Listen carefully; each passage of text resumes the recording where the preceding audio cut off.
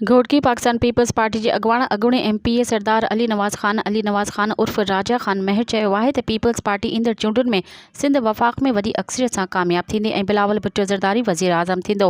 असां अवामी ख़िदमत ते यकीन रखूं था। पीपल्स पार्टी जो मंशूर बि अवामी ख़िदमत आहे।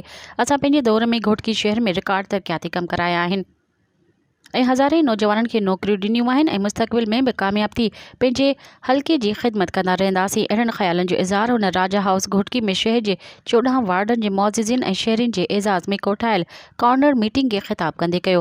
सरदार अली नवाज़ ख़ान उर्फ़ राजा ख़ान महर वधीक चयो त पीपल्स पार्टी जी क़यादत सां कुझु इख़्तिलाफ़ात हुआ जेके हाणे ख़त्म थी विया आहिनि। सरदार अली गौहर ख़ान महर जी पीपल्स पार्टी में शमूलियत खां पोइ धारिजो ॿाहिरि परेशान थी विया। ॼाम सैफुल्ला धारिजो तक PS 21 ते मुंहिंजे ख़िलाफ़ इलेक्शन विढ़ण जी तयारी करे रहियो आहे जेको पार्टी नज़्म ज़ब्त जी भञकड़ी आहे। हुन चयो त ॼाम सैफुल्ला धारिजो पार्टी डिसिप्लिन जी भञकड़ी कई त थी सघे थो त भाउ ॼाम इकरामुल्ला धारिजो खे पन्नो आख़िर जी सीट न विञाए वेहे।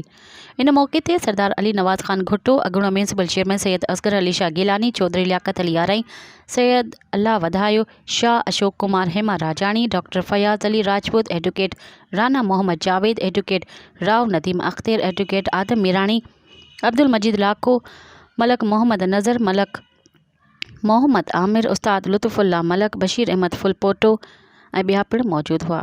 मज़ीद ख़बरनि ऐं तफ़सीलात लाइ विज़िट कयो असांजी वेबसाइट www.awamiNewsHD.com ऐं ॾिसंदा रहो अवामी न्यूज़ HD।